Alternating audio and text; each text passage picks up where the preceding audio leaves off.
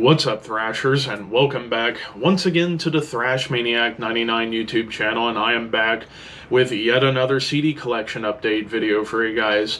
Been just a little bit since I've done the last one, and actually this is the first of actually quite a few that you're going to be seeing sporadically over the next couple of months, as this one I've been waiting to do for a little while, as pretty much all but the first two CDs in this stack was stuff that I got at a flea market over in Piketon, which is like, I don't know, about 20-25 minutes north of where I am. So, yeah, a nice flea market where I actually got my Coroner and Sodom shirts that you've seen me wear from time to time recently on the channel. So, yeah, you're going to see the other stuff. And a lot of these I got for a bargain. However, the first two CDs I actually had ordered from eBay. So, with that being said, let's get into this. Now, some of the CDs, people are probably going to look at me and be like, why the hell does he have that in his collection? Well, it was for nostalgia, and plus I got them for like dirt cheap anyways, so I'm just like, fuck it, I might as well get them. But let's get started with the ones I didn't get at the flea market, the ones I got online, and it is a pair from Between the Buried and Me, as I've been needing to get more BT Bam in my collection. We have their classic album, Colors, and their EP, the Parallax 1, the Hypersleep Dialogues.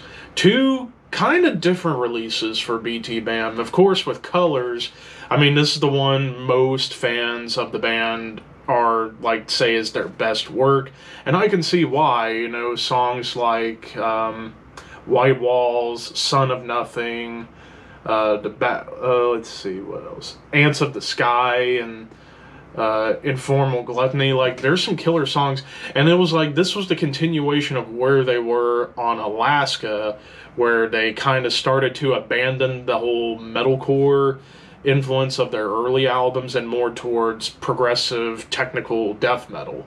So yeah, I'm very happy to have finally found a pretty decent copy of Colors, because for some reason this one was kind of hard to find. So I'm glad I have this in the collection, and overall it's a classic modern prog metal album. Now with Parallax 1, it's only 3 tracks, but it's 30 minutes long, so it's about the length of a Deicide album. But yeah, all 3 songs kill. Yeah, Specular Reflection, Augment of Rebirth, and Lunar Wilderness. Killer stuff on here, and of course this was the prequel to their album that came out afterwards, Parallax 2, The Future Sequence, that came out in 2012. So yeah, some really cool stuff here from BT Bam, and actually, as of recording this video, I am currently in the process of making some polls for bands you guys would like to see me rank for discographies in 2025. More details on that after this video. But yeah, got some BT Bam, need to get the rest of their catalog, but already I've got a pretty good chunk. Alright, and now we start to get into the flea market stuff that I got, and we're going to kick it off with one that some people are probably going to be shaking their head at that I have it, and that's Def Leppard, Hysteria.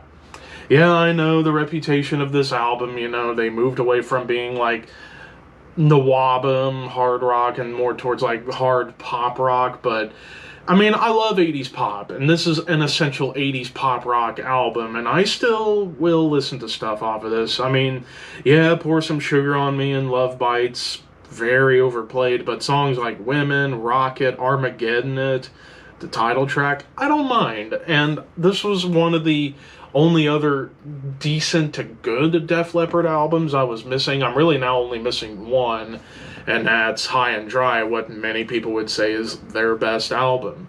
Still need to find a copy of that somewhere. Maybe in an upcoming trip I have, maybe I'll find it. Who knows?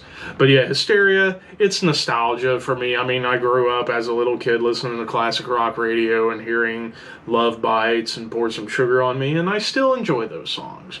I don't look at this as being a metal album. I look at it as being an 80s hard rock, pop rock album. And that's how it should be viewed. So, yeah, Def Leppard, Hysteria. Alright, and next up we have Down with Down 2. So, yeah, it seems like I just mostly get my Down stuff from flea markets. Because my dad got me Down 3. I found this one, and I thought, well, I was missing this one, and there's still the 2 EPs that came out like over 10 years ago that I still need to get, and then I would have everything of Down. But yeah, again, it's a great follow-up to their classic debut, Down 1, NOLA. And I mean, yeah, there's a lot of songs on here, 15 tracks, but man, it's just everybody was firing on all cylinders when this album came out, and this, what, 2002?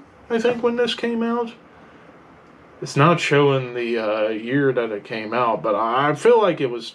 Oh, here it is. It's just really small. Yeah, 2002. So yeah, this was 7 years after Down 1. So yeah, this was obviously close to the end of Pantera, so Phil obviously needed to continue doing other stuff, and, well, he still had Down.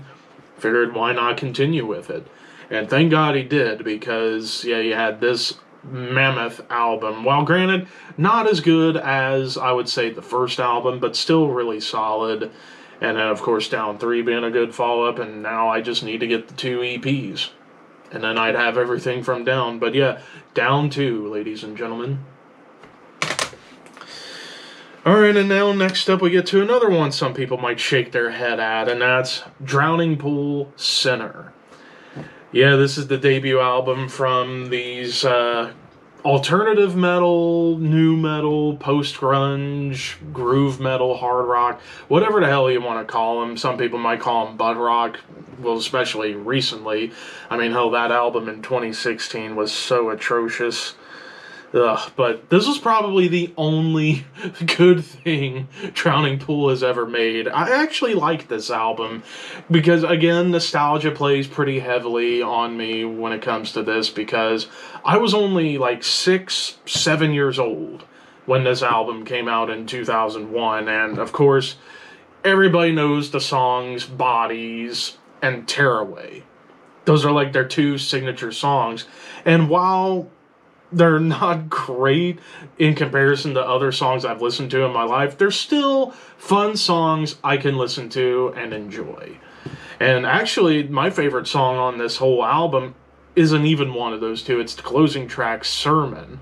I actually like that song. It's kind of got like a nice little groove to it, nice bounce. And even the title track I actually liked more than Bodies or Tearaways. So, yeah, there's some gems on here. And it's, again, this one plays heavily on nostalgia, but this is legit the only redeemable thing of Drowning Pool's entire career. And this was back when, I believe his name, Dave Williams, their old original frontman, and this was the only thing he did before he suddenly passed away in 2002. And it makes me wonder, where could Drowning Pool have gone if he was still alive? Maybe they would have abandoned the mainstream idea and gone more underground. You never know. But, yeah, I'm just happy I do have this, and this is, I guarantee, the only Drowning Pool album you're ever going to see me show off on this channel, so yeah. Alright, and now we have yet another pair, and it's Godsmack. We have their 3rd album, Faceless, and this was their 6th album, 1,000 Horsepower. Now, these, I mean, I'm a big fan of Godsmack. I always have been ever since I was a kid, when my brothers listened to them, because they were teenagers when Godsmack first came out, so obviously that kind of rubbed off on me. I already had their first 2 albums, the self-titled and Awake, as well as 4 when they shifted towards a more bluesy sound.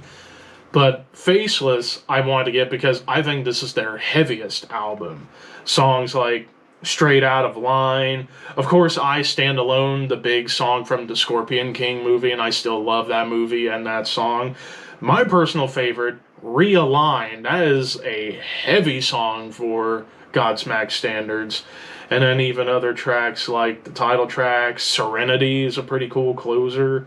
And of course, this is when David Bottrell came in to do production and really beefed up their sound. Yeah, some people may not like Godsmack. For me, they only have like 1, maybe 2 bad albums. But this is one of their best, in my opinion, Faceless. Now, 1000 horsepower, I actually reviewed this when it came out in 2014, and I actually thought this was a really damn good album. Like, I really enjoyed it from top to bottom. It's been a while since I've watched back that review or listened to it, but from what I remember, this was a really damn good album. Like, not a bad moment on here. And of course, you know, Sully's vocals, I've always been a big fan of his vocals, kind of sounding like a more kind of growly James Hetfield to me. And plus, he's a great musician. He can play guitar. He's actually a very underrated drummer, if you ask me, as I know he did the drums for the early Godsmack albums, but didn't play them live, except for like little moments where he would switch instruments. But yeah, it's cool that I found this at the flea market, because this is, in my opinion, the last good Godsmack album. Well, I know they had an album out recently, but I haven't checked out because I heard When Legends Rise was so bad, it kind of turned me away from them for a bit. But I'm glad I got this one. This was 10 years ago. I can't believe that. But yeah, Godsmack. Alright, next up we have The Haunted, Revolver. This is the 4th album from this Swedish thrash metal / groove metal band.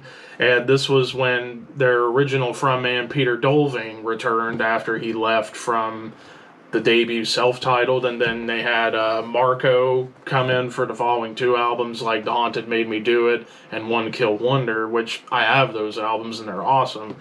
With Peter Dolving back, it's like, yeah, they began to experiment a little bit more, and this was more of a groove metal album, but done better than most. Like, I've seen this one get, like, rave reviews on Metal Archives, and I can see why. There's some really cool stuff on here, like Abysmal, 99, Burnt to a Shell, Liquid Burns.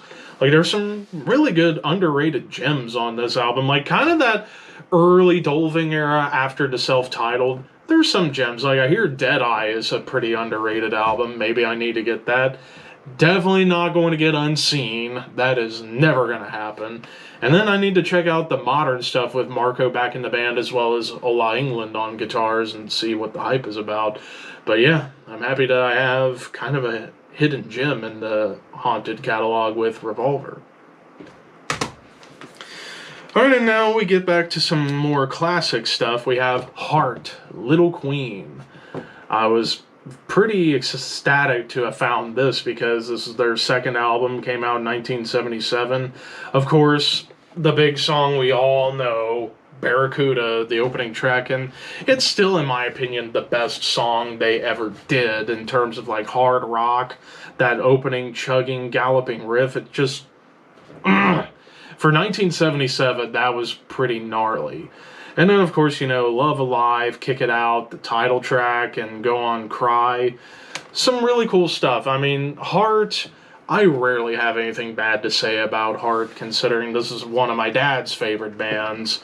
And even when they went more poppy and glammy in the 80s, still wrote some great 80s pop rock tunes, and I might get a couple of those 80s albums if it suits my fancy, meaning if I can find it cheap somewhere. But yeah, Heart with Little Queen. Alright, and next up, this was one I didn't think I would find, and that is Jerry Cantrell's Degradation Trip, Volume 1, I believe this one was. Yeah, and this was a solo album from Jerry Cantrell featuring, I believe, Mike Borden from Faith No More, and Robert Trujillo before he would join Metallica. So yeah, this came out in 2002, Roadrunner Records, and yeah, this was pretty much the thing that followed after. This was pretty much Jerry Cantrell wanted to do an Alice in Chains styled album. Man, I'm getting my words mixed up. An Alice in Chains style album after the sad passing of Lane Staley earlier in the year. So, to an extent, this feels like another Alice in Chains album. It's got some grungy stuff, some alternative bits, lots of, like, heavy doom on here. I mean, tracks like Psychotic Break, Anger Rising, Spider Bite, Chemical Tribe. There's some really Hellbound, some great songs on here in terms of all the styles that Jerry incorporates, like, you know, that Seattle sound, a little bit of alternative bits, some doom metal and sludge, kind of all mixed together. And yeah, it definitely would have fit the Alice in Chains discography had Lane not died. This could have been a great Alice in Chains album in 2002 if fate didn't decide otherwise. But yeah, I need to get the other Degradation Trip album, the Volume 2, I think it was, because I hear there's some really cool stuff on that as well. But yeah, some Jerry Cantrell solo stuff in my collection. Alright, and next up we have a pair from KMFDM. We have Angst and Nihil. I kind of picked these up out off a whim, basically just because, like, I hear this band come up a lot in the industrial metal and industrial music realms.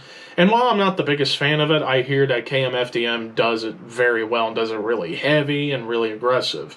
Especially, I would say, on Angst, like songs like A Drug Against War, Blood Evil Mix, No Peace. Like, they're a band that's not afraid to say what's on their mind and use heavy industrial music to really express it. And the same goes with Nihil, and I hear that this one is maybe the best album of the KMFDM discography, and I can see why. You know, Juke Joint, Jezebel, Search and Destroy, Revolution, Disobedience.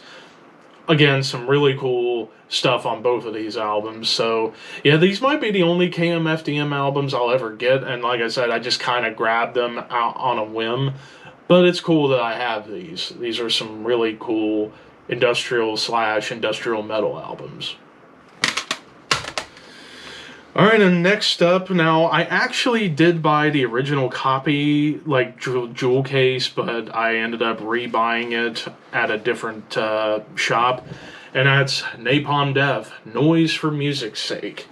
This is the big compilation album that came out in 2003 on Earache Records, and, yeah, this was after Napalm's massive falling out with Earache at the end of the 90s into 2000. But in 2003, Earache did put together this amazing compilation of a ton of what Napalm did, and it's 2 discs. Actually, just to go to show you, yeah, this is the reissue from 2022 that I bought at a different place. Here's the original copy. I basically bought it twice because one disc on here got some scratches that whenever I was putting the stuff onto the computer, it would skip a lot. So I'm like, that sucks. So when I saw this at a different place, I was like, yes, I can get this and have it in good shape. So there is that for you. But anyway, so yeah, like the songs you get on here, you basically get like the big 2 EPs, and that was the main appeal of why I wanted to get this, is the 2 EPs that came out in 89 and 91 respectively. The 89 Mentally Murdered EP, which features the songs Rise Above, Missing Link, a re-recording of the song Mentally Murdered, Walls of Confinement, Cause and Effect, No Mental Effort. Like, those songs, that was when Napalm was starting to make that transition from straight up grindcore into what they would be on Harmony Corruption. That was more death metal. And it was the last things Lee Dorian and Bill Steer did before leaving in late 89. And then the other EP, Mass Appeal Madness, featuring, you know, the song Mass Appeal Madness, re-recording of Social Sterility, Pride Assassin, I think, was another one, and a re-recording of Unchallenged Hate. And I like that version of Unchallenged Hate more than on From Enslavement to Obliteration. But there's also some other great songs on here, like their re-recording of Siege of Power, which was in the Harmony Corruption sessions. That was released on the Suffer to Children EP. Also, there's their cover of Dead Kennedy's Nazi Punks Fuck Off, which I love that cover. And then some like stuff from pretty much all of their albums up to this point, like stuff from Scum, From Enslavement to Obliteration, Harmony Corruption, Utopia Banished, Fear, Emptiness, Despair, and even some stuff from that groove era, like Diatribes and albums along Breed, and also like Inside the Torn Apart and Words from the Exit Wound. So basically everything that they were on doing an earache for the most part's on here. So, and there's even some like covers, other covers, like they did a cover of Godflesh's Avalanche Master Song featuring Godflesh when they did in '90, as well as some like extra like different versions of songs and different mixes. But yeah, the main reason I got this was for the tracks that were on their EPs, because those are essential songs. But yeah, this is an amazing compilation. Highly recommend you get this.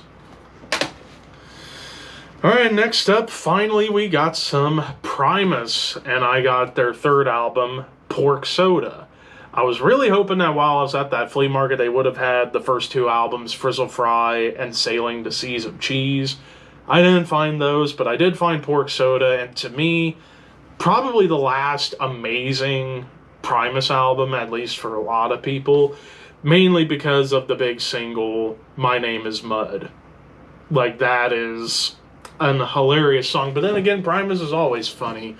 But I would say there's some other really cool tracks on here, like the title track, Nature Boy, Pork Chop's Little Ditty, Mr. Crinkle, Hail Santa.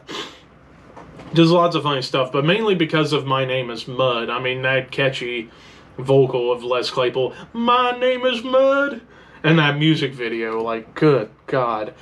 But yeah, I'm just happy I do finally have some Primus. I need to still get the first two albums, and then I think I'm good. Alright, now we're back to the pairs, and we have a pair from Thin Lizzy. Finally got some Thin Lizzy in the collection. We have their album Jailbreak and their classic live album Live and Dangerous. Of course, Jailbreak, most people know this for the title track and The Boys Are Back in Town, but some other really cool tracks on here like Emerald and Cowboy Song. Let's see, what else? Romeo and the Lonely Girl, like some great songs, some great mid-70s hard rock, early heavy metal from the legends out of Ireland and really the pioneers of hard rock and metal out of that country that I'm basically half Irish, so there you go. But yeah, Thin Lizzy, Jailbreak, and then of course Live and Dangerous. This is like an essential live album. Like, I hear so many people put this among the top 5 greatest live albums in rock music. And I can see why, even though, you know, it's mostly live in the studio, but it sounds great. I mean, all the versions on here are awesome. And fun fact, for those who don't know, Huey Lewis guest appears on the song Baby Drives Me Crazy playing harmonica. So, little crossover fun fact for you. But yeah, I'm happy I do have this classic live album. I'm not the world's biggest fan of live albums, but I hear this is an essential one, and when I saw this at the flea market, I'm like, I gotta have it. So yeah, Live and Dangerous. Alright, we got a few more left, and then next up, one I have been trying to hunt down for a long time, and I finally got it. Van Halen, 1984. This is, okay, I gotta remember, so, 1, 2, 3, the 6th studio album from these legendary hard rockers, bordering on heavy metal, but still, I would say more towards hard rock. I mean, who doesn't know this album? I mean, is there anything else I can really add to this album that hasn't been said already? I don't think so, but I mean, it was their big coming out party, you know, songs like Jump, Panama, and Hot for Teacher. But there's some other great tracks on here. Drop Dead Legs is a really fun track. But yeah, this was the last of the classic Roth era that I needed. I had the other 5 before this. I just, for some reason, could not find this anywhere. Finally got it, got at a good price, and I'm just finally happy to have the classic David Lee Roth era, excuse me, of Van Halen. So I'm just really ecstatic that I finally got this. Alright, and next up we're going to have a little bit of a unusual excuse me, an unusual CD on here, WWF Forceable Entry. This was a compilation album released in early 2002 from the WWF, now WWE. This was basically like a theme song album, and back when I was growing up, I always looked forward to getting like the WWF music volume, insert whatever number, or whatever theme song compilation CDs they were putting out, because I still like to listen to wrestling theme songs, because I'm a big pro wrestling fan. This album was like wrestlers' themes, but done by bands. Now, granted, you have a lot of bands that aren't very loved, you know, like Kid Rock, Creed, Disturbed, Limp Bizkit, and Drowning Pool. But the songs that they did do on here were actually good. Like, I don't like Limp Bizkit anymore. I used to like them growing up. Now I can't stand them. I still like the song Rollin', mainly because it was The Undertaker's theme for a couple of years.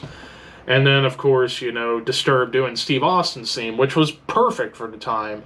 Drowning Pool doing Triple H's theme, it was a good song, but it couldn't compare to Motorhead. And I think they realized that and were like, you know what, wipe the slate clean. Let's get back to Motorhead.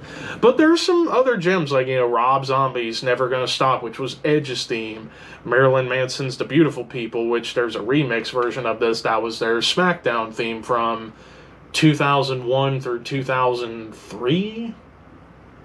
And then some other bands on here like Seven Dust doing Chris Jericho's theme, Monster Magnet doing Matt Hardy's theme, and then there's even like a couple songs that were for pay-per-views, like Neurotica doing the King of the Ring 02 theme, which, by the way, Neurotica was signed to the WWE's record label, SmackDown Records. That band fronted by one Kelly Schaefer from Atheist. Very strange. Yeah, Kelly Schaefer, the same guitarist and frontman for the legendary Atheist, had like an alternative rock band called Neurotica and was signed to a WWE record label. And hell, this was also around the same time he tried to audition for Velvet Revolver too, because he was kind of connected to a lot of those bands. But yeah, just interesting. And then even like Cypress Hill on here doing Taz's theme. Like, there's some cool stuff on here. I've been thinking about getting most of the other WWE or WWF music albums to have the whole collection, like, you know, the WrestleMania album, Full Metal, Volume 2, Volume 3, Volume 4, Volume 5, Volume 6, and especially Reckless Intent, because it was basically the sequel to this. But yeah, WWF Forceable Entry. And then finally we have another live album, Yes, with Yessongs. This is a live double album that came out in 1973, and yeah, it's wild prog rock from these legends. After all, I think everybody should know who Yes are, especially the meme culture with the song Roundabout being in that To Be Continued. I still don't know how that started, but